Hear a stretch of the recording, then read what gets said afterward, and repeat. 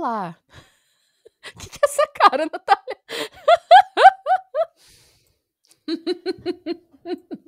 A Meu gente tava Deus. conversando sobre disfarçar a cara. Eu tô aqui, ó. Ela não conseguiu. E como tentar disfarçar e falhar miseravelmente, né? Bem-vindos! Esse é o Patramada Criminal. Sejam muito bem-vindos, gente. É mais um domingo com a gente. Mais um domingo. Mais um domingo, mais uma semana. Conseguimos. Sobrevivemos mais uma. Estamos começando outra. Sim. E se você tá se perguntando, nossa, a Natália tomou um soco na cara? Não, gente, eu acabei de acordar. Ah, não, a gente tá no mode, assim, cansadas, level extremo. Eu vi agora que eu nem tirei a pulseirinha do hospital ainda. Eu não achei tesoura. A única tesoura que eu sei onde tá é minha tesoura de cortar cabelo. Eu não vou usar minha tesoura de cortar cabelo. Ela não sai puxando. Então Não. é isso, gente. Então, assim, Essa assim. pulseirinha é mais forte do que a maioria dos relacionamentos que eu conheço. Sim. Mas Não, é isso. Eu deitei no sofá, porque eu falei, vou tirar só uma pestaninha, porque eu tava exausta depois do trabalho. Falei, nossa, vou só tirar uma naninha aqui até a Renata tá pronta. Gente, eu dormi 2h30. Muito bem. Mas é isso, Bom, gente. Não parece, mas esse é um podcast semanal sobre true crime. sim, Crimes gente. reais, gente. Crimes reais. Por favor, para nos ajudar, já curte esse vídeo, compartilha com os amigos se você gosta desse tipo de coisa. Não parece, mas a gente fala de crime, a gente jura que fala de crime. E a pesquisa é boa, gente. A pesquisa é boa. A pesquisa gente é boa, se perde assim. na introdução, mas a pesquisa é boa. Inclusive, as fontes estão todas aqui embaixo, se vocês quiserem confirmar as coisas que a gente for falar, vocês podem ver. Sempre embaixo da descrição tem todas as fontes que a gente usou para fazer os nossos roteiros. Essa história vai deixar... Não é uma história que vai... A gente não vai dar risada, gente, no decorrer dessa história, tá? Não vai ser legal, né? Começa não. sempre assim, a gente começa de uma forma leve, que é pra depois destruir o domingo de vocês. Não vai ser legal. Inclusive, é a segunda semana seguida que a gente faz isso, mas é um caso brasileiro, que é uma coisa que não é muito comum, né? É um pouco difícil de pegar. Casos brasileiros, E esse caso é muito especial pra gente, porque ele foi indicado pra gente por amigos da vítima, tá?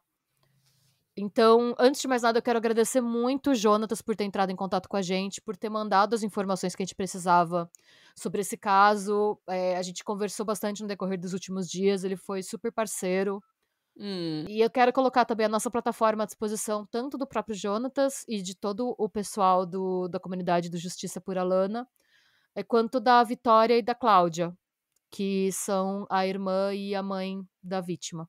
Sim, todas as nossas plataformas estão abertas para comentários, correções, dúvidas, xingamento, o que vocês precisarem, tá aberto sem no questions asked, assim, sem pergunta, sem sem nada. pergunta, sem restrição. Manda um e-mail para o patramadapod@gmail.com com o comentário que vocês querem que a gente fale, ou o áudio que vocês querem que a gente coloque aqui no ar, não interessa. A família da vítima e os amigos da vítima sempre vão ter 100% de voz em qualquer plataforma do podcast.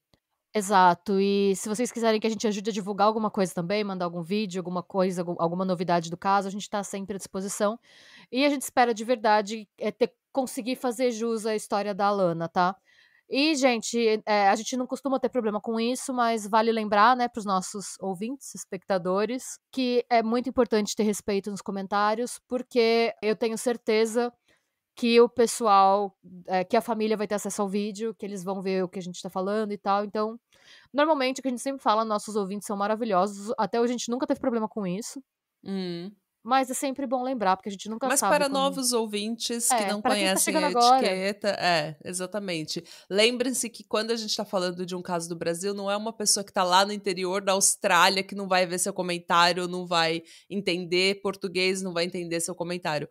Quando a gente fala de caso brasileiro, a família ainda tá viva, a família tá lendo, a família tá seguindo o que tá saindo na mídia sobre o caso, e eles vão ter acesso ao seu comentário, então respeito, gente, por favor. E a gente sabe que às vezes a gente usa um tom mais leve, mas a gente também quer reforçar que não importa o que a gente costuma falar nos vídeos, as piadinhas e tal, a gente nunca faltou com respeito às vítimas, nunca foi nossa proposta, muito pelo contrário, a gente sempre teve a abordagem de falar de true crime de um jeito mais leve, porque a gente costuma usar o humor como forma, né, de lidar com situações de estresse, mas esse vai ser um vídeo que não é muito, não tem muito perfil dos nossos vídeos, porque vai ser um vídeo mais sério, até porque essa história me deixa extremamente triste e extremamente revoltada.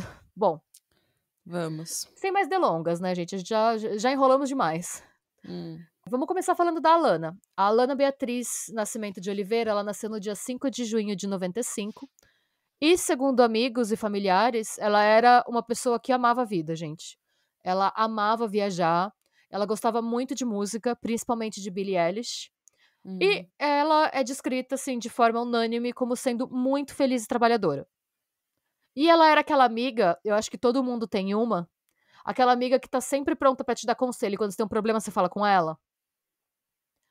E ela também era aquela amiga que defende as amigas em situações de macho tóxico ou de situações constrangedoras na balada. Sabe quando tem aquela pessoa desagradável, você tá na festa, ela vem, ela mexe com você de um jeito não muito legal, e sempre tem aquela amiga que fala: "Ô!" Essa era a Lana. Sei. Ela ajudava muito a irmã dela, a Vitória, a tomar conta da sobrinha, o nome da sobrinha é Heloísa, a sobrinha é bebezinha. E ela tinha um contato bastante próximo com os pais. O sonho dela era morar na Nova Zelândia e, para realizar esse sonho, ela decidiu investir em cursos de inglês.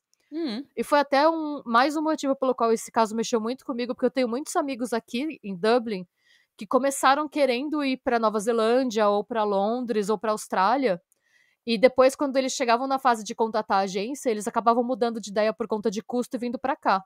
Então, se o mundo tivesse girado um pouco diferente, não era difícil eu e a Lana, a gente ter se conhecido em alguma balada de Dublin e ela comentado, tipo, eu queria ir pra Nova Zelândia, mas eu acabei aqui e tô aqui.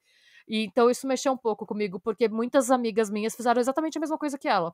Quando você começa estudando inglês pra você ter uma base e para você, e aí você já vai com um nível mais avançado pra estudar em um país que tem inglês como língua nativa, né? E se você chega com essa base, é mais fácil de você conseguir um emprego lá e se manter. E ela estava lutando por esse sonho, como tantas outras pessoas, como nós já fizemos muitas vezes, né? Isso. Em 2021, ela estava fazendo um curso na escola Invictus Idiomas. E foi lá que ela conheceu o David Brito, que é o sócio proprietário da escola. Essa escola, ela tem 4 filiais lá no Ceará. É uma escola considerada grande.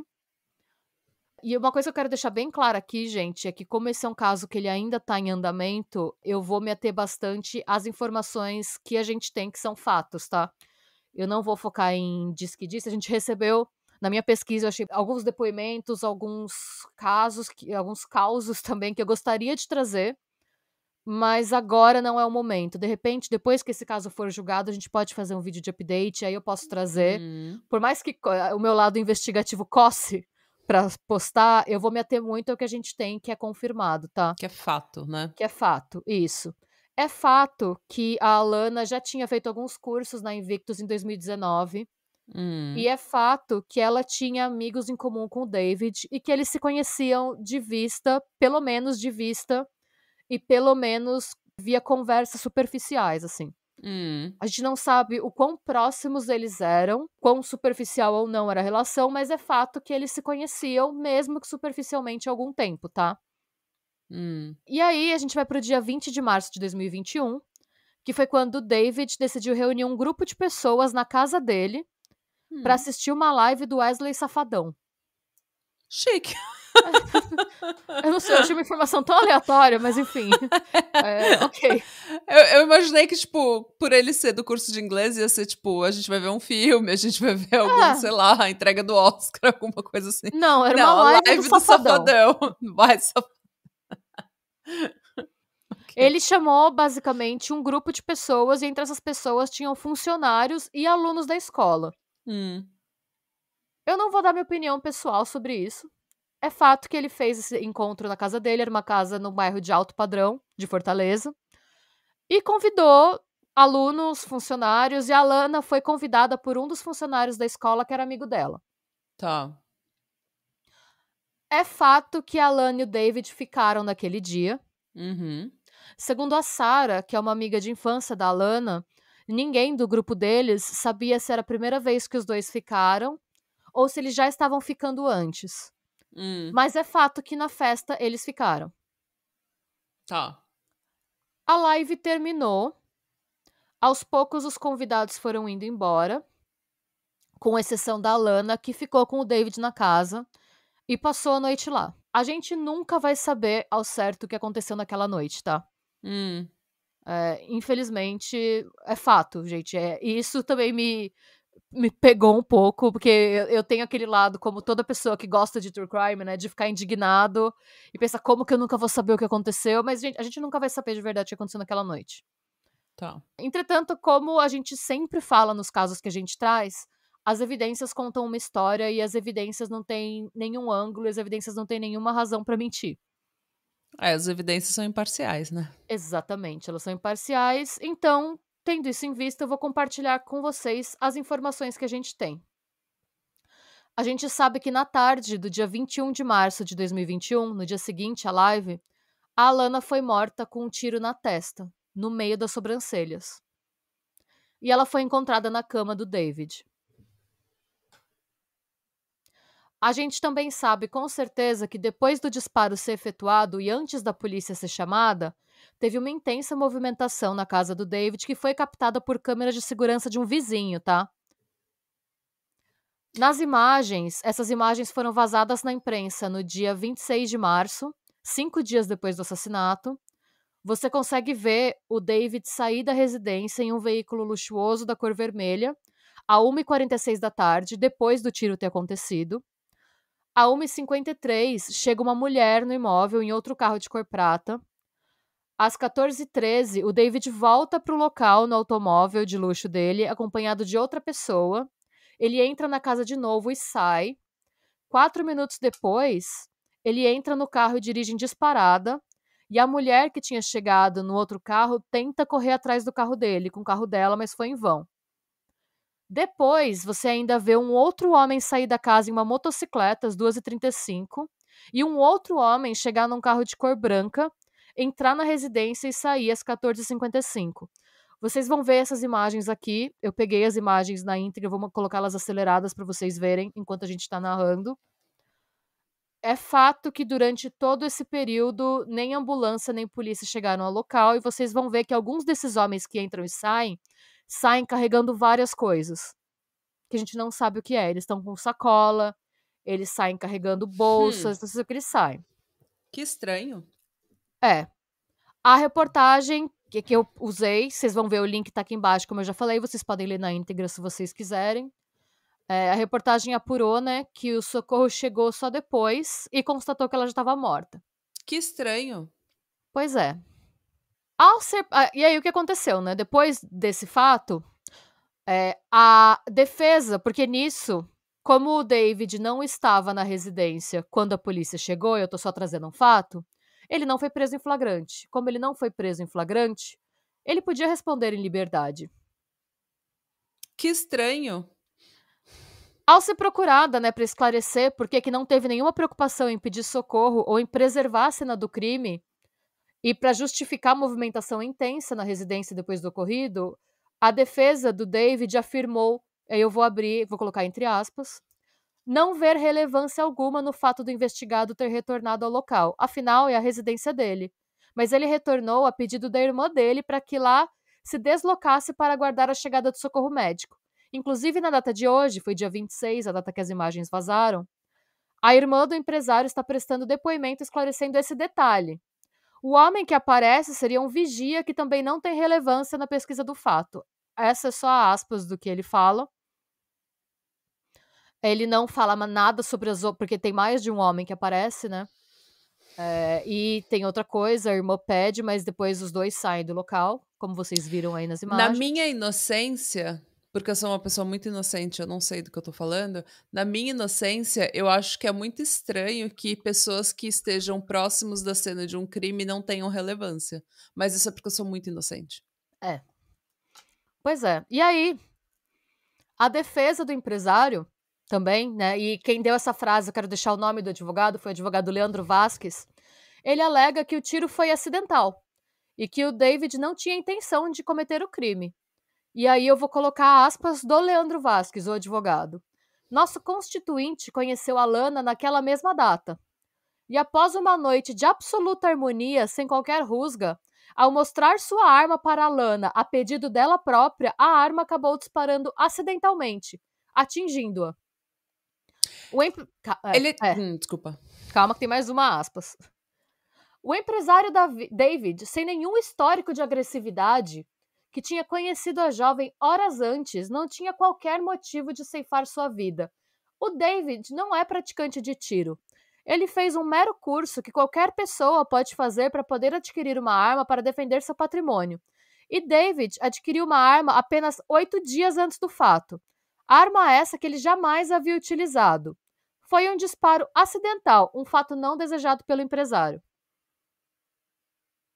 E aí eu vou trazer mais um fato que eu posso alguém provar. Que já atirou, que não fez um curso, só atirou por hobby, a primeira coisa que eles te falam quando você segura uma arma é você nunca aponta pra alguém. É a primeira coisa que você ouve. Sim. Isso não era um curso, era simplesmente uma mini aula pra gente atirar por hobby. Assim, quando eu fiz aula de tiro, foi a primeira coisa que eles falaram também. Você nunca. E eu fiz uma aula de tiro num Groupon, assim, foi uma coisa bem nada profissional. Foi isso que eu fiz também. Foi uma coisa super, tipo, num clube de tiro que fazia, tipo, coisa de dia dos namorados, sabe? Pra você fazer junto com seu namorado. É a primeira coisa que eles te falam. Se você não tá com a arma apontada. Desculpa. Se você tá com a arma carregada, você não aponta pra ninguém. Se você tá com a arma não carregada, você não aponta pra ninguém. Você nunca aponta a arma pra uma pessoa, a menos que você vá atirar pra matar. E aí eu tenho mais um fato aqui, que eu estou apenas jogando. Mas eu sou muito inocente, eu não sei do que eu tô falando, tá, gente? Então... E esse fato que eu vou jogar é que o David foi membro do clube de tiro esportivo JL, Clube Olímpico de Trapskid Sporting Clays, entre setembro e novembro de 2020. Um ano antes do que aconteceu. Pelo menos, tá, gente? Eu tenho aqui, vocês vão ver aqui no cantinho. Vai ser aqui no cantinho? Deixa eu ver onde eu tô. Aqui no cantinho. Eu tô falando que foi só entre setembro e novembro, porque o único certificado que eu tive acesso confirma que ele foi membro nesses 3 meses. Eu não posso afirmar, porque eu não tenho mais certificados. Se ele de repente, estendeu... essa aula de que você não aponta pra uma pessoa, de repente, tava no segundo módulo que ele não fez. Pois é. Não, eu tenho aqui, vocês vão ver os 2 documentos, eu tenho a prova de que ele fez a prova mínima de qualificação pra você passar, pra você ter o porte de arma. Eu tenho aqui que ele passou no psicotécnico também. E esse certificado de membro, né, do clube de tiro esportivo, eu tenho esse certificado dos primeiros 3 meses. Se ele estendeu ou não, eu não posso afirmar. Há relatos de que ele era visto com armas diferentes nas redes sociais dele, mas o perfil dele foi fechado. Como eu não tive acesso ao perfil dele, eu não posso falar, não posso afirmar se isso é verdade ou não. Outro fato que eu sei é que a arma só foi entregue pelo David à polícia no dia seguinte à morte da Alana. Os amigos da Alana rechaçam a versão de tiro acidental.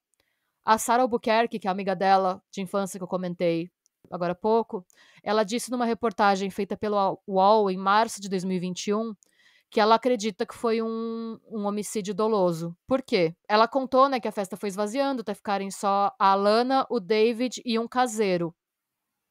Eu não tenho certeza, mas eu imagino que o caseiro é uma das pessoas vista nas imagens. Só porque faria sentido. Eu não posso afirmar que é o caseiro. As identidades dessas pessoas, com exceção da irmã dele, que eu saiba, ainda não foram confirmadas. Tá. E aí a Sarah fala, ela ficou com ele naquele dia. Não sabemos se eles tinham um relacionamento antes da live, só sei que eles ficaram na festa. Ele disse que foi um tiro acidental, mas a gente não acredita nisso. O tiro pegou bem no meio da testa dela, entre as sobrancelhas. Não sei o que pode ter motivado, mas ela foi assassinada. Um detalhe que eu achei horrível é que a Cláudia, a mãe da Lana, ela ficou sabendo da morte da Lana pelos jornais, horas depois, quando o corpo já tinha sido levado para perícia. A Cláudia também não acredita que a Lana teria, porque a versão oficial, né, voltando pro que o advogado disse, é que ela teria pedido pra ver a arma. Só que a Cláudia alega que a Lana tinha pavor de arma de fogo e que ela nunca pediria pra ver a arma de alguém. Já surgiu, a mãe conta que já tiveram situações em que se falava de arma e a postura da Lana sempre era: "Deus me livre, você vira isso pra lá". Nunca foi de: "Nossa, posso ver sua arma?". Não era do feitio dela gostar desse tipo de coisa, querer ver esse tipo de coisa e nem estar perto de uma arma. A Que polícia ci estranho. É estranho, pois é.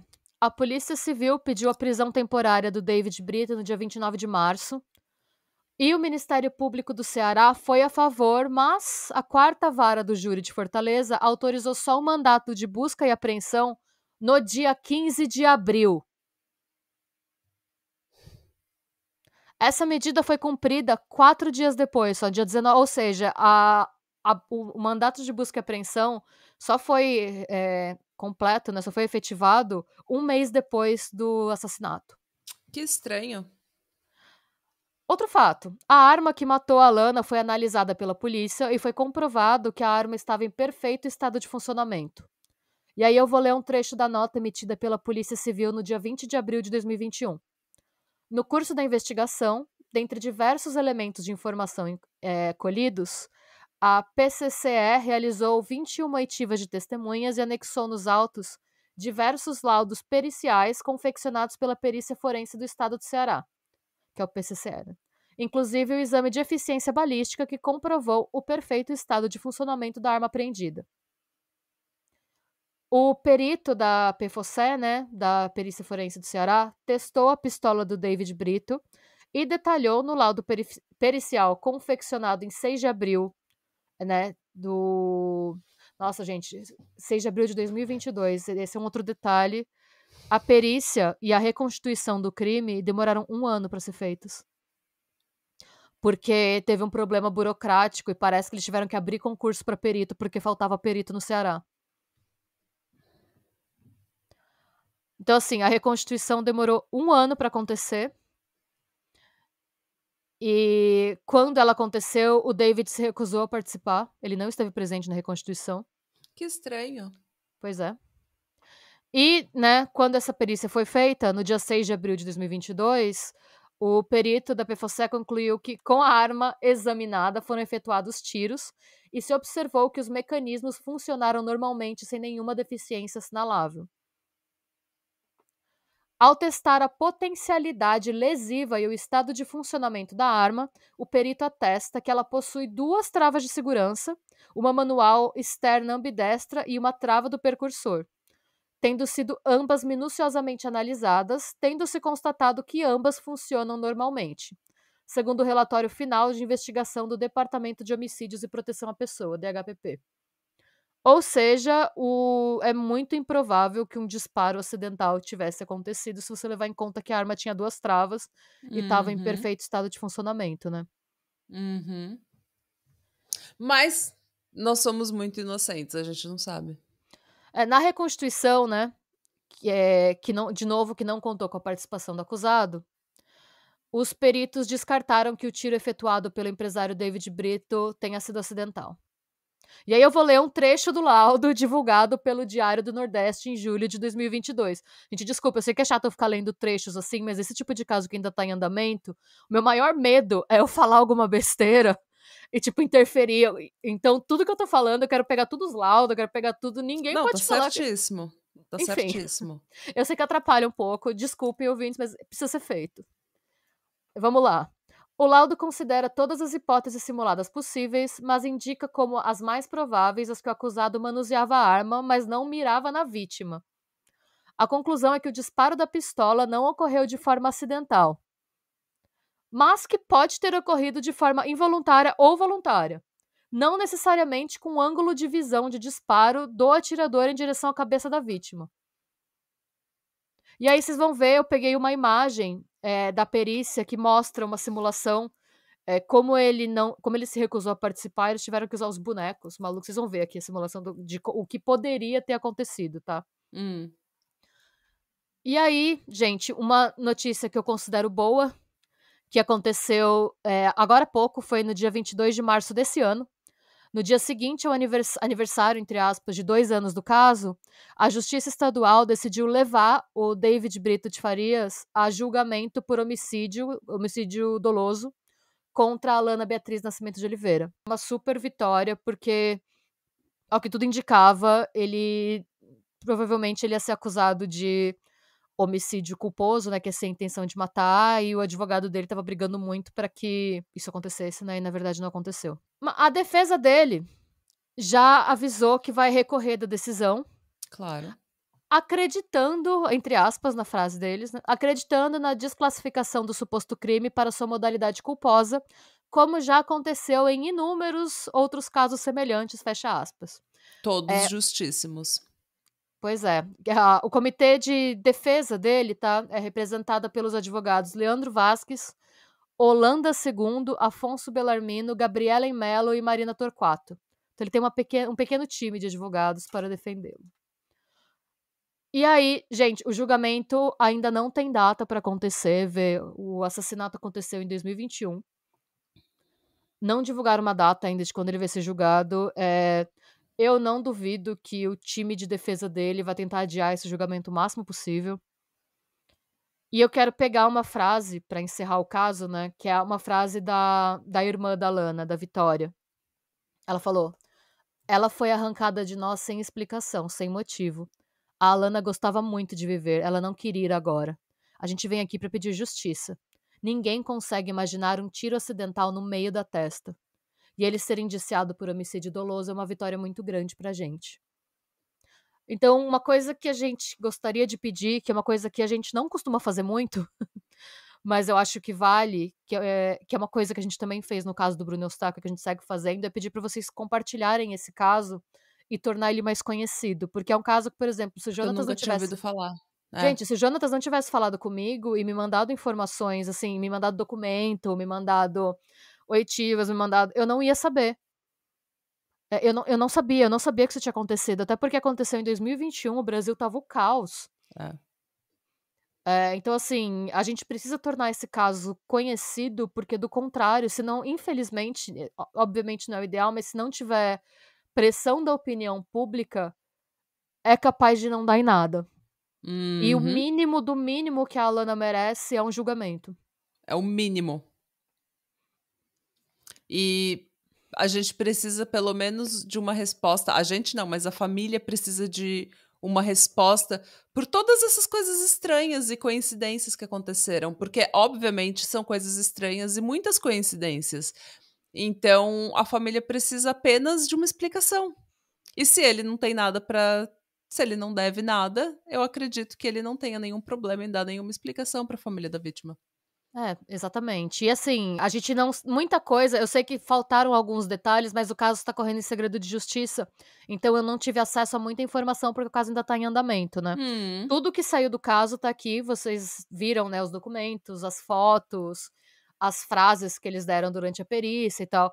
Eu acho, extremamente prejudicial a perícia na casa ter demorado 1 mês para acontecer. Não, é ridículo. É. A gente não sabe o que Infelizmente. acharam, o que não acharam. O simples fato de você ver aquela movimentação depois do que aconteceu, eu acho extremamente esquisito. Uhum. Vou parar e vou falar, achei esquisito. É. Mas Eh, coincidências acontecem, coisas estranhas acontecem. É tudo muito estranho. Mas eu tenho certeza que ele vai ter um julgamento justo e que ele vai poder explicar todas essas coincidências, essas coisas estranhas. pois é, gente. Por enquanto é aí que a gente tá. A gente pede até desculpa pelo tom um pouco mais sério, se não é a primeira vez que você nos assiste, né, você pode ter estranhado. Mas a gente fez muita questão de trazer esse caso, assim, trazer evidências, trazer fatos, de não dar A muito a gente nossa opinião. tem hora para rir, tem hora para chorar e É, tem hora para ficar sério. Então a gente faz piada quando o caso pede, quando há coisas não com a vítima, mas quando ao redor do caso existem coisas engraçadas ou estranhas ou diferentes, daí você faz uma piada ou um comentário mais leve, mas às vezes você não tem o que falar, você tem que levar as coisas a sério. E esse é um ótimo caso para isso acontecer. Isso. A gente vai divulgar, além do vídeo, né, e tudo mais, a gente vai divulgar algumas fotos. Eu vou colocar aqui o link também, isso é bem importante, do Justiça por Alana. É um perfil Hum. no Instagram que eles estão se mobilizando muito, sempre que tem alguma novidade, sempre que o caso faz aniversário, entre aspas, Eu eles já vão vou inclusive protestar. seguir, porque eu ainda não segui do meu pessoal. A gente segue, eles têm mais de 11 mil seguidores. Você vê como a Alana era querida pelo tanto de amigo que ela tem que tá disposto a brigar por ela, sabe? Uhum. Então, assim, a gente vai seguir divulgando, a gente vai divulgar fotos do caso e tal, porque a gente tem que tornar esse caso mais conhecido. Acho que é o mínimo que a gente pode fazer e é o mínimo que a Lana merece. Então a gente espera de verdade que ela encontre justiça e que a família possa descansar. Exato. E fica, mais uma vez, o compromisso de que se qualquer amigo ou familiar, pessoas que conheciam a Lana, quiserem fazer uma correção, fazer um comentário, falar, divulgar, fazer qualquer coisa aqui, todas as plataformas do Patra estão à disposição. Use o nosso tempo e a nossa qualquer plataforma que a gente tenha à sua disposição. Do jeito que você Exatamente. precisar, do jeito que você quiser. Tudo que a gente puder fazer para ajudar, a gente está se colocando à disposição para fazer. Sim. E é isso, gente. Não se esqueçam que amanhã, segunda-feira, tem caso inédito no Spotify, Deezer e em qualquer lugar que você acha seus podcasts, em qualquer agregador. Vai lá, dá um like, dá um review, ouve, compartilha, faz o que você precisar fazer para ajudar a gente. Se você gostou desse vídeo, por favor, se inscreve aqui no canal, ativa sininho, dá um like, comenta suas teorias aqui embaixo, cria uma discussão, porque a gente precisa criar mais visibilidade para esse caso. Compartilha nas suas redes, compartilha no Stories, compartilha em qualquer rede, Facebook, Twitter, TikTok, para falar desse caso, para a gente conseguir trazer visibilidade, para talvez ter justiça e ter essas coisas tão estranhas e tão coincidentais explicadas pra gente, porque é o mínimo que a família merece. Sim. E é isso. Boa semana. Beijos, Beijos. Tudo muito estranho, muito estranho. né?